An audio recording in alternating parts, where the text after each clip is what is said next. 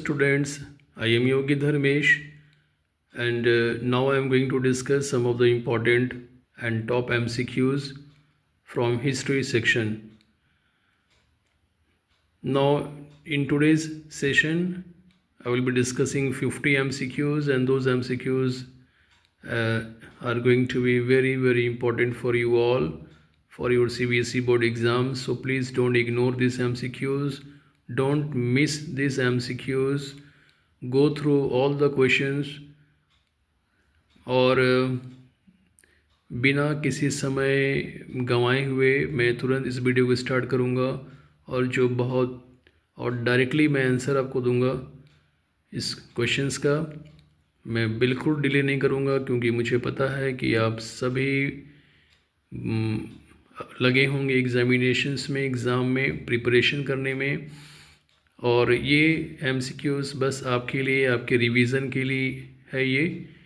इसे मिस ना करिए, इसे इग्नोर ना करिए, और ये 50 MCQs आपके मार्क्स को बढ़ा सकते हैं। और ये बेसिकली जो SST के बहुत ही टफ विषय है हिस्ट्री, उससे लिया गया है। तो please don't ignore these MCQs, they are going to be very important one.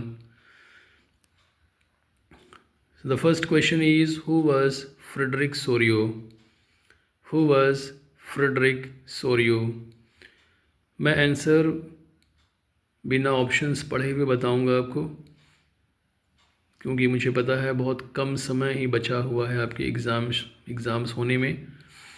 So the answer is C, a French artist. Now question number 2.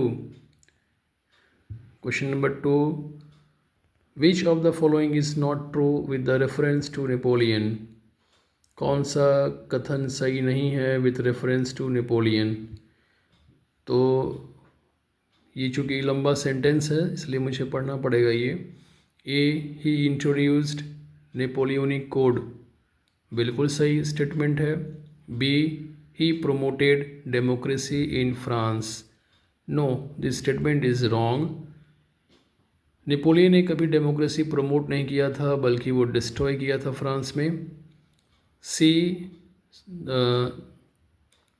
C option है, he made the administrative system more rational and efficient, बिल्कुल सही है। D, the Napoleonic Code was exported to all regions under French control, बिल्कुल सही statement है। तो इसका answer हो जाएगा B, he promoted democracy in France, जो बिल्कुल ही गलत स्टेटमेंट है। अब question number 3, the Habsburg empire was a ruler of अब ऑप्शंस देखिए, इसका आंसर होगा D, Austria Hungary. What was Zollverein? Very simple question है ये, what was Zollverein? So it was a custom union. B, a custom union is the right answer. Question number 5, in his prints, what type of world was visualized by Frederick Sorio? What type of world was visualized by Frederick Sorio? Just have a look on the options. So its answer is D, democratic and social republics. मैं बहुत जल्द complete करना चाहूँगा 50 MCQs, ताकि आपका बहुत कम समय लगे, और ये आपके रिविजन्स के लिए है जो बहुत इम्पॉर्टेंट है। Question number 6, who hosted the Treaty of Vienna? Who hosted the Treaty of Vienna?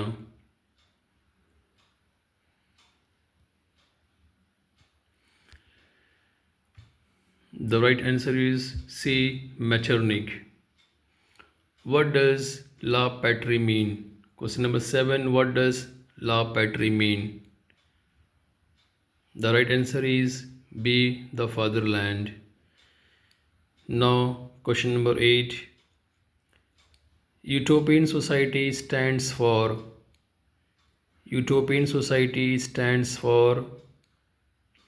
A, an imaginary society. Question number 9. What was the new name for the Estate General in France?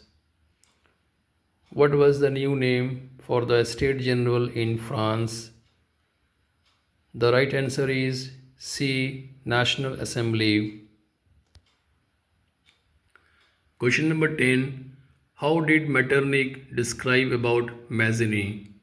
How did Metternich describe about Mazzini?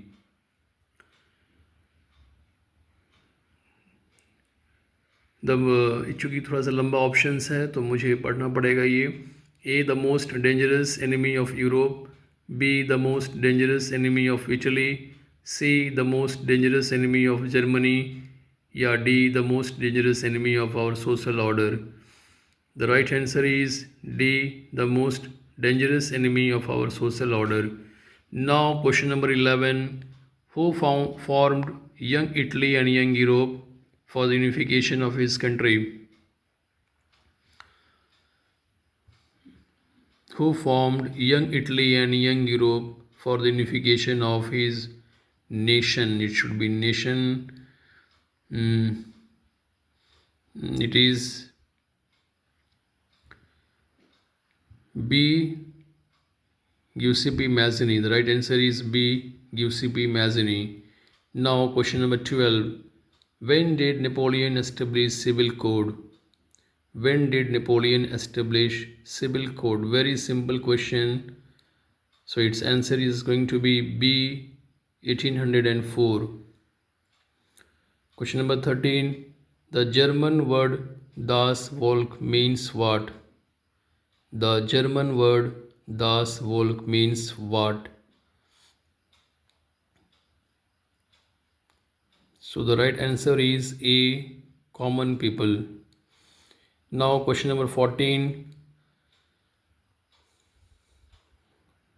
Dear students, I am not reading the options because of your convenience, as because I know बहुत कम समय बचा हुआ है आपके examinations होने में, आपके exam होने में. आपको बहुत कुछ पढ़ना भी है, इसलिए आप इसका रिवीजन करते रहिए.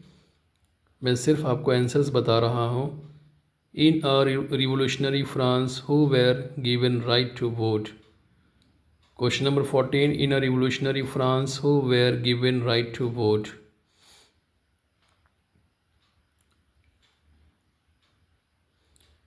Its answer is going to be B. All property owing man. All property owing man. Now question number 15. When did Vienna peace settlement takes place? When did Vienna peace settlement take place? When did Vienna peace settlement take place? So its right answer will be A. 1814. Now question number 16. Which of the following language is spoken in Habsburg Empire? Which of the following languages is spoken in Habsburg Empire? A. French. B. German. C. Italian. D. All of these. The right answer is all of these. What were the improvements not done by Napoleon? What were the improvements not done by Napoleon?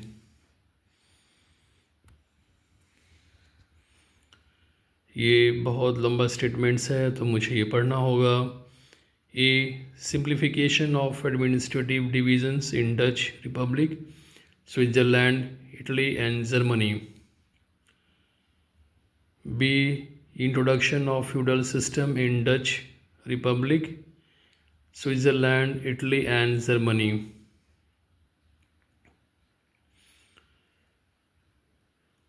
Point A statement बिल्कुल सही है. Napoleon के द्वारा administrative system divisions को simplify किया गया था. B statement introduction of feudal system बिल्कुल ही गलत है. फ्यूडल सिस्टम को एबॉलिश किया गया था नेपोलियन के द्वारा, ना कि उसको इंट्रोड्यूस किया गया था। तो बी क्वेश्चन नंबर 17 का जो आंसर होगा वो बी होगा, जो बिल्कुल गलत स्टेटमेंट है। C freedom of peasants from serfdom and manorial dues बिल्कुल सही है। D communication and transport system were made efficient and rational absolute right answer statement है ये। Now question number 18, what was the result of Polish being used to preach in all the church gatherings in the early 19th century? What was the result of Polish? Polish is a language being used in preach in all church gatherings in the early 19th century. So the preachers who were preaching in the church in the Polish language, what happened to them? A, preachers were sent to Siberia. Preachers were forced to preach in French language. C, Russian preachers were tortured. D, priests and bishops were honored. So it's preach के साथ क्या हुआ था? तो answer will be A, preachers were sent to Siberia. They were being punished by the Russian authorities. Now come to question number 19. Now question number 19. Arrange the following events of 19th century Europe in ascending order or chronological order. सबसे पहले कौन सा घटना हुआ है वो आपको पहले करना है, और उसके बाद जो घटनाएं हैं उसे बाद में आपको ऑर्डरिंग करना है। तो सबसे पहले इसमें आपको ढूंढना होगा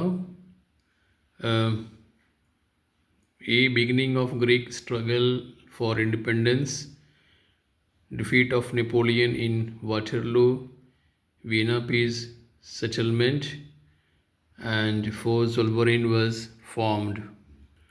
So you have to find out which event was occurred earlier. आपको इसमें ईयर याद होना चाहिए, किस साल में कौन सा घटना हुआ है, इवेंट हुआ है। One, beginning of Greek struggle for independence, Greek के द्वारा जो स्ट्रगल हुआ था इंडिपेंडेंस के लिए वो कब हुआ था? That is in 1821. Defeat of Napoleon in Waterloo, that is in 1815 and Vienna peace settlement. After the defeat of Napoleon, Vienna peace settlement हुआ था और Zollverein was formed, that is in 1834. तो आपको ये सब याद होना चाहिए। सबसे पहले defeat of Napoleon in Waterloo 1815. Point two में सी और बी बोथ है।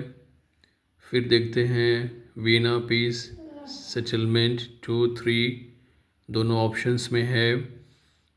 फिर Greek struggle for independence 1821, 1 yes. C, option C is the right answer.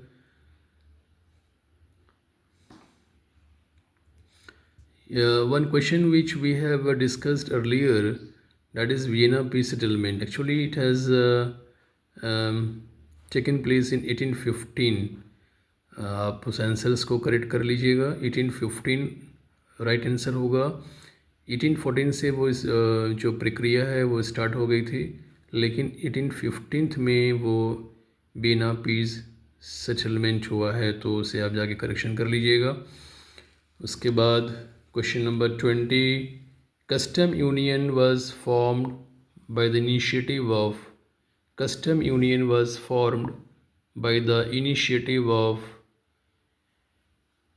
Very simple question, that is the initiative of Prussia. बिल्कुल सही है। ये सारे questions my boys and girls, my dear boys and girls, ये सारे questions बहुत important हैं और इसे आप मिस ना करें। ये रिवीजन सिर्फ आपके लिए करवाया जा रहा है ताकि आपका परफॉर्मेंस बहुत अच्छा हो। Now question number 21, the weavers of Silesian revolted in 1845 against contractors because the weavers of Silesian revolted in 1845 against contractors because ये लॉन्ग पॉइंट्स मुझे पढ़ना ही होगा। A the contractors who gave them order drastically reduced their payments,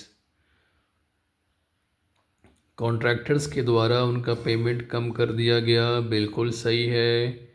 be the contractors took advantage of their misery and desperate need for jobs, बिल्कुल सही है क्योंकि वो थोड़ा पुअर कंडीशंस में थे और उन्हें जॉब करना था, तो कॉन्ट्रैक्टर्स ने उन्हें ऑफ़र दिया और वो उसे एक्सेप्ट कर लिए थे।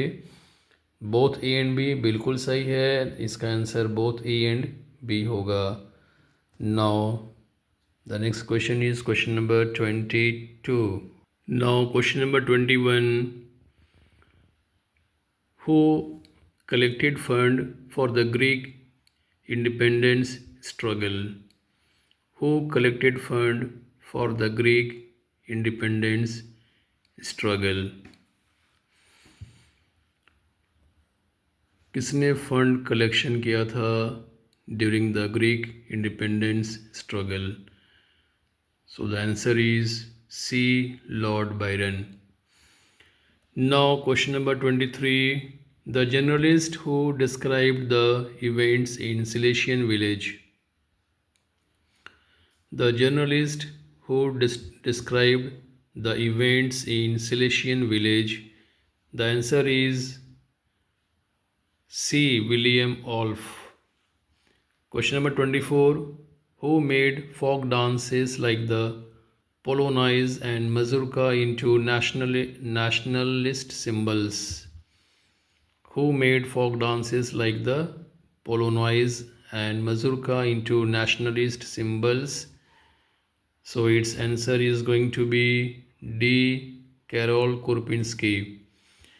Now 25, who claimed that the true German culture was to be discovered among the common people?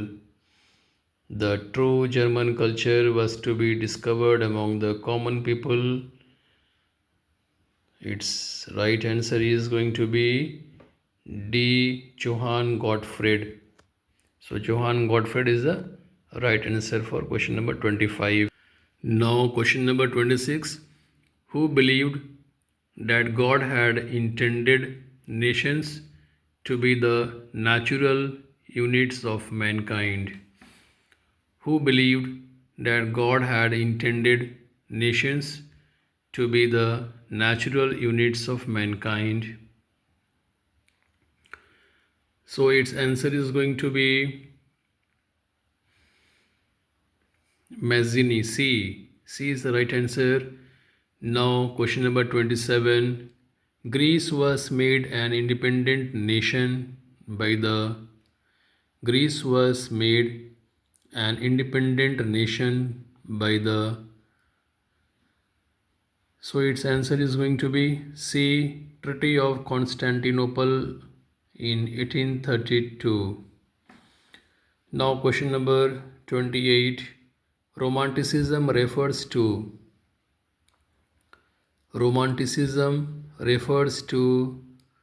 D, cultural movement. So D is the right answer. Now question number 29, which country did not attend the Congress of Vienna? Which country did not attend the Congress of Vienna? कौन सा country उसमें शामिल नहीं था? उसमें शामिल सी, Switzerland उसमें नहीं था। बाकी सभी ब्रिटेन, रशिया, प्रूशिया ये सभी लोग थे वहाँ पे, ऑस्ट्रिया, हंगरी ये शामिल थे।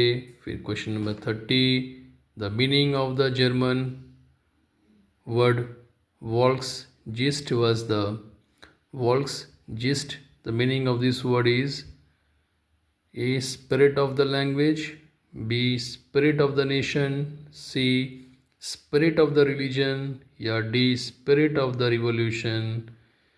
इसका सही आंसर है B spirit of the nation. So my dear boys and girls, ये 30 क्वेश्चंस हो चुका है और 20 MCQs और बाकी हैं। तो आप काइंडली इस वीडियो को देखते रहें क्योंकि सभी क्वेश्चंस बहुत ही इम्पोर्टेंट है और सिर्फ आपके लिए है। इसे आप मिस नहीं करें क्योंकि ये क्वेश्चंस आपके मार्क्स को बढ़ा सकता है।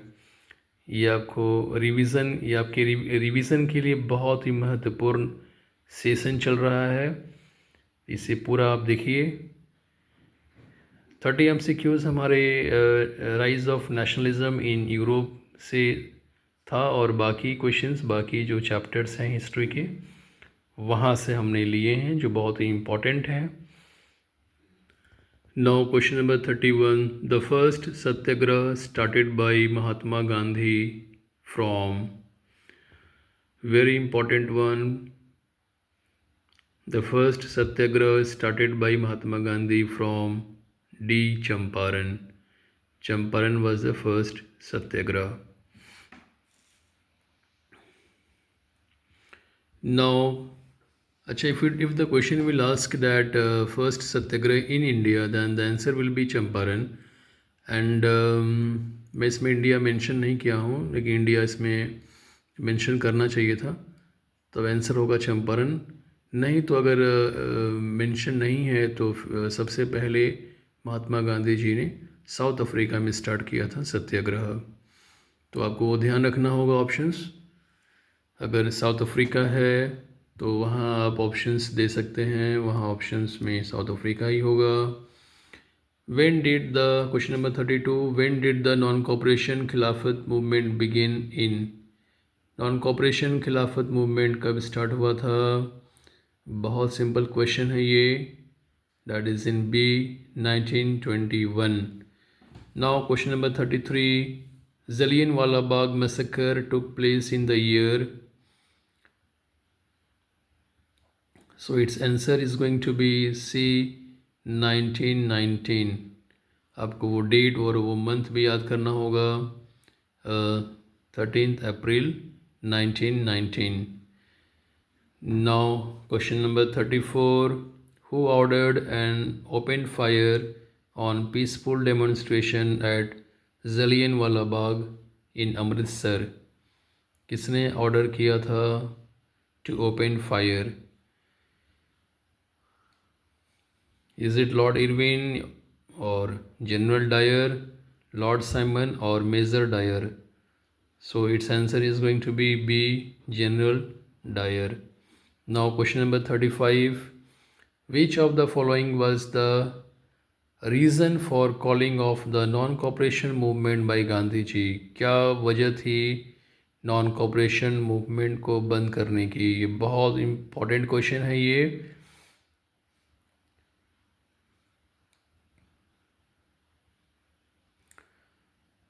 क्या pressure from the British government या सेकेंड राउंड टेबल कॉन्फ्रेंस की वजह से या गांधी जी से अरेस्ट की वजह से या चौरी चौरा इंसिडेंट की वजह से? तो आंसर जो होगा वो होगा डी, चौरी चौरा इंसिडेंट की वजह से गांधी जी ने मूवमेंट को बंद कर दिया था। आपको वो साल याद करना है कब बंद हुआ था, डेट इज़ इन 1922, 1922, 5 फरवरी 1922 में वो बंद कर दिया गया था गांधी जी के द्वारा। Next question is 36, who founded the Awadh किसान सभा? अवध किसान सभा, अवध में ओ बी, अवध का जो स्पेलिंग है वो ओ बी से भी स्टार्ट होता है या ए से, तो आप कंफ्यूज ना होंगे एग्जामिनेशन हॉल में। तो इसका हु फाउंडेड द अवध किसान सभा, ये अलूरी सीताराम राजू होगा या जवाहरलाल नेहरू, बाबा रामचंद्र या बी एंड सी। तो इसका आंसर जो होगा वो डी, बी और सी बोथ होगा, क्योंकि ये दोनों मिलकर ही किए थे, जवाहरलाल नेहरू और Baba Ramchandra. Now question number 37, in which session of the Congress Jawaharlal Nehru demanded Purna Swaraj. पूर्ण स्वराज का डिमांड किस कांग्रेस के अधिवेशन में हुआ था? इसका आंसर होगा बी, लाहौर सेशन। कब हुआ था? 1929 में। तो आप इसको ईयर भी याद करके रखिएगा, 1929। मेरा नेक्स्ट क्वेश्चन वही है, when did the demand for पूर्ण स्वराज वाज रेज्ड। यहाँ पे मंथ भी दिया गया है, मार्च 1929 या मार्च 1930 या दिसंबर 1929 या दिसंबर 1930। तो इसका आंसर बहुत सिंपल है, दिसंबर 1929। और पूर्ण स्वराज का जो डिमांड था, और इसी की वजह से 26 जनवरी 1930 में, 1930 में हिंदुस्तान के जो हम लोग नागरिक हिंदुस्तान के जो लोग हैं, उस दिन सेलिब्रेट किए थे इंडिपेंडेंस डे। पूर्ण स्वराज में यही डिमांड रखा गया था, पूर्ण स्वराज, और सेलिब्रेट किया गया था 26 जनवरी 1930। तो आप इस डेट को भी याद रखेंगे। Question number 39, the Simon commission was boycotted because. बहुत इंपॉर्टेंट क्वेश्चन हम लोग पढ़ रहे हैं। The Simon commission was boycott, क्यों समन कमीशन को बॉयकॉट किया गया था? इसका मैं आपको डायरेक्ट आंसर बताता हूँ, क्योंकि सी होगा, there was no Indian member in the commission. कोई भी इंडियन मेंबर कमीशन में शामिल नहीं था, तो इसलिए समन कमीशन को बॉयकॉट किया गया था। Now question number 40, who formed the Swaraj party. बहुत इंपॉर्टेंट वन क्वेश्चन है ये। Who formed the Swaraj party, किसने बनाया था? तो क्या वो सी.आर. दास थे, या मोतीलाल नेहरू जी थे, या महात्मा गांधी जी थे? कौन थे? तो डी होगा, both A and B. C R. Das और मोतीलाल नेहरू ने ही स्वराज पार्टी की स्थापना की थी। Who founded the, question number 41, who founded the depressed classes association in 1930।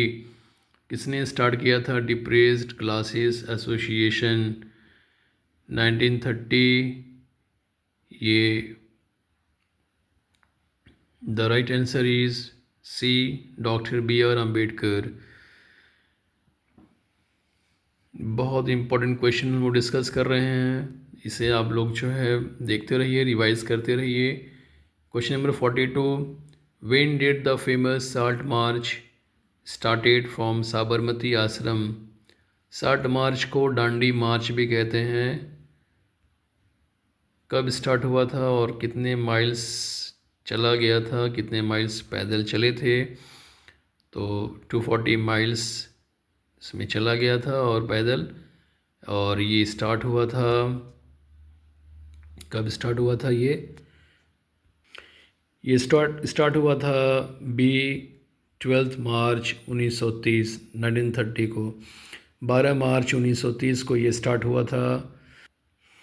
और ये महात्मा गांधी जी कब वहाँ पहुँचे थे? तो स्टार्ट किए थे 78 ट्रस्टेड वॉलंटियर्स के द्वारा, और वहाँ वो 6 अप्रैल 1930 को वहाँ पहुँच गए थे Dandi, to break the salt law. Now question number 43, Simon Commission arrived in India in. Simon Commission कब इंडिया में आया था? ये बहुत ही सिंपल क्वेश्चन है। समन कमीशन कब बना था?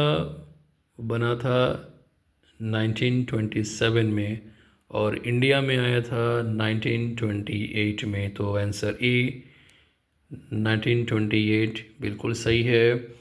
Gandhi Irwin pact, question number 44, Gandhi Irwin pact was signed on. कब साइंड हुआ था गांधी इरविन पैक्ट? ऑप्शंस को देखें और